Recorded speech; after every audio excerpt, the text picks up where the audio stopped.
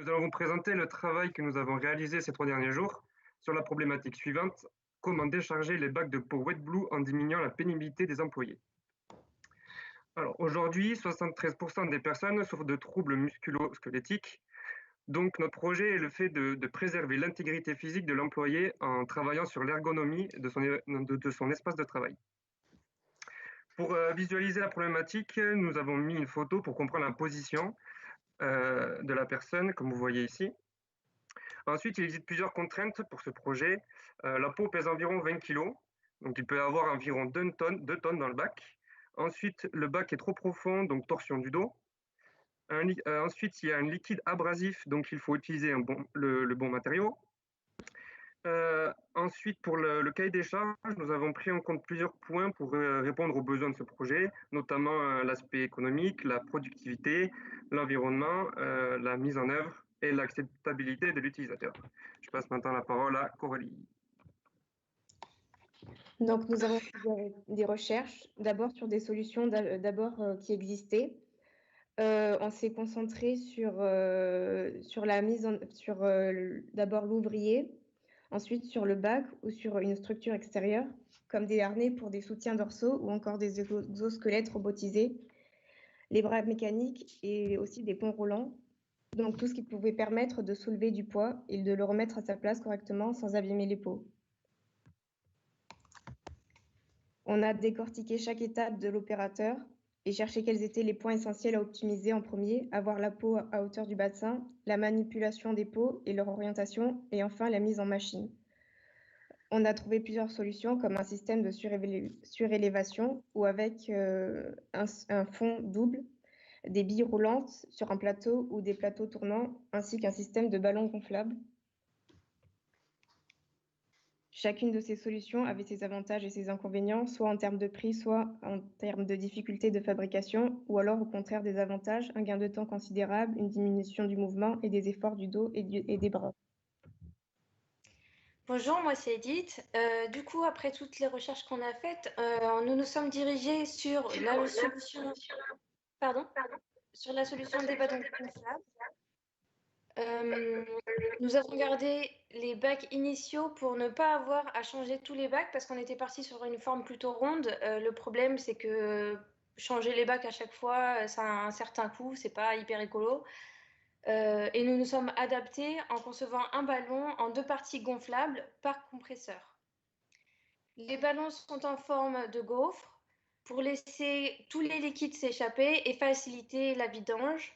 Ils seraient aussi également fixés par le fond pour éviter qu'ils flottent.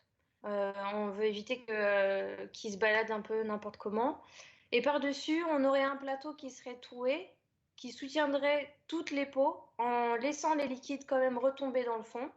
Et de l'autre côté, les utilisateurs, les opérateurs, seront assistés par un exosquelette qui sera robotisé afin de les soulager des tensions qui sont musculaires ou encore de faciliter la préhension des peaux et leur manipulation.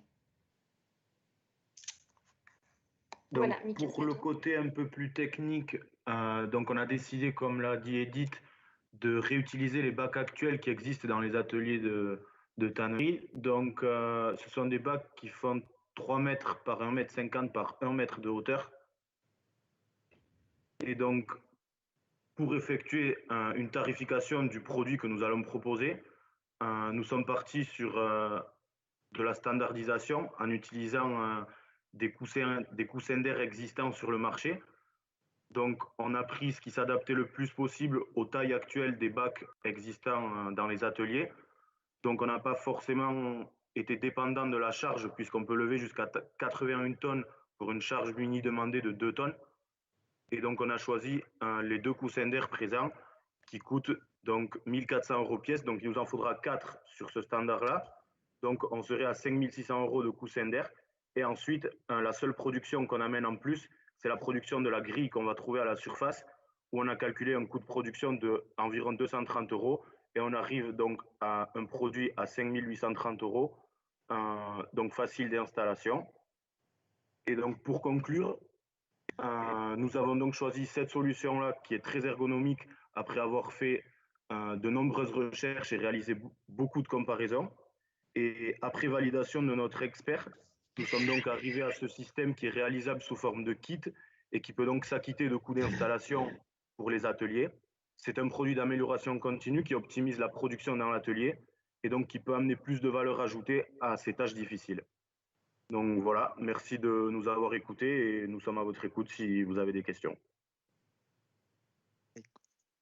Oui, moi j'en ai une. D'abord, super, c'est Françoise du CTC, donc vous avez sûrement travaillé avec Jérôme, donc vous savez que c'est un sujet qu'on travaille depuis de nombreuses années, donc je trouve que vous arrivez à une solution astucieuse. Par contre, j'ai pas entendu, ça a été trop vite, ou j'ai pas mémorisé les matériaux pour les coussins gonflables. Ah, j'ai pas eu le temps d'en parler. Alors, la matière, ça serait sur de l'existant et c'est de la fibre de Kevlar. Donc, c'est quelque chose de très résistant. Et donc, on en aurait deux pour pouvoir pallier au déséquilibrage, puisqu'on peut décharger les bacs carrément. Les 2 tonnes peuvent être d'un seul côté du bac et ça aurait empêché la grille de monter de manière constante. Et donc, on a fait le choix de 2 coussins d'air pour pouvoir stabiliser si besoin. Et vous avez donc une commande qui permet de dégonfler progressivement chacun des coussins d'air.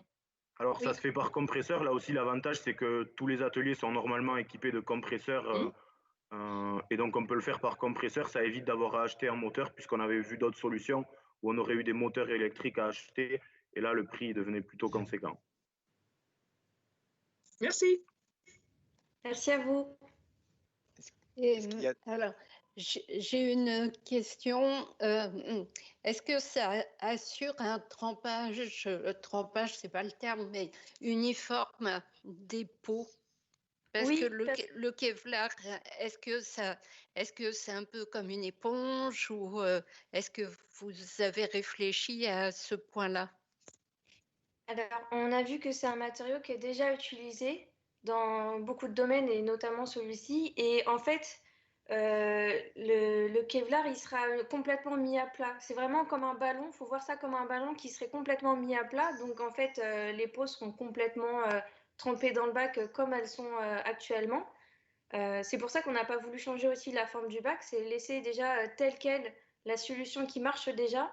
Et on l'a juste optimisé pour que effectivement l'utilisation soit simplement facilitée pour l'utilisateur. Ok, merci. Est-ce qu'il y a d'autres spécialistes du WetBlue qui ont des questions? Pas spécialiste du WetBlue, juste sur le principe technique et mécanique. Pour pouvoir alimenter les coussins en air, donc il faut effectivement un compresseur, mais il faut les raccorder. Donc, comment vous avez géré la partie du raccordement de ces coussins, sachant que le fond du bac doit être étanche? Justement, alors vous parlez de les raccorder les deux ensemble? Non, de l'alimentation externe. Les alimenter, c'est-à-dire gérer le principe. C'est une simple valve. Ça marche comme une chambre à air de vélo. On a une valve auquel on vient brancher notre compresseur. Donc la valve, il suffit qu'elle soit orientée vers la surface. Et donc nous, on peut rallonger. Donc là, on ne l'a pas représenté, mais on peut rallonger par un flexible pour que cette valve-là, elle soit à l'extérieur de l'eau et même à l'extérieur du bac. Et on vient y brancher notre compresseur et le remplissage se fait comme une chambre à air de vélo. Il y a un boîtier extérieur qui est à l'extérieur du bac qui permet de s'ouvrir et de se connecter directement pour pouvoir brancher chacune des ballons. Donc, ce qui veut dire que le flexible passe au travers de la grille qui permet de supporter les WetBlue, alors? Bien entendu. Non, elle est encore en dessous. D'accord. Ok, merci. C'est un raccord Gardena amélioré quand même. C'est un peu amélioré. Je traduis parce que comme on est suivi aussi par des membres peut-être des lycéens qui nous regardent, donc j'essaye de traduire un petit peu parce que tout le monde n'est pas spécialiste. Alors je sais même pas d'ailleurs sur les spécialistes si on arrive à s'entendre, savoir si c'est le travail de Rivière, les WetBlue, ou si c'est juste après, parce que j'ai vu plusieurs variantes sur le net. Mais en tout cas, c'est la sortie de l'opération de tannage. C'est assez. Ouais. Je disais que c'était un magnifique métier et que vous aviez la chance d'avoir de très belles tanneries sur le territoire. Donc je pense que ce Big Workshop a été aussi l'occasion d'établir un partenariat avec l'une d'entre elles. Et ça ouvrira des horizons intéressants pour pour les collaborations avec l'Estia.